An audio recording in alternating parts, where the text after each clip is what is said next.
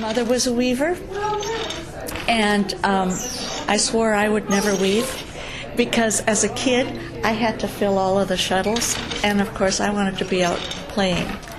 And so it wasn't until her later years, and it was maybe about 15 years ago now, in her later years when her memory and hearing were starting to weaken, I decided to make a change so that I could learn and share the weaving with her while she was still able to. So I'm a weaver,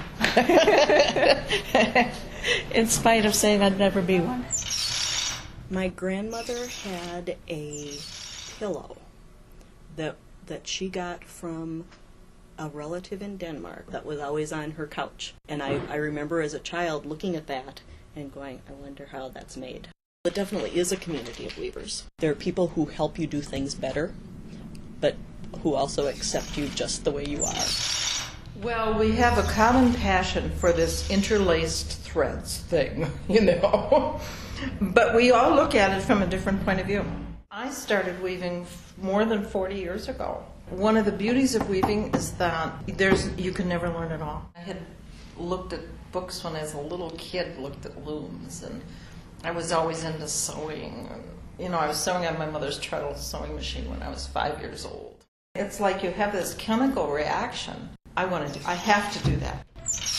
The thing that led me to weaving has always been the history. When I was about 8, my grandmother sent me a really good toy loom, and I wove that and unwove it and wove it again.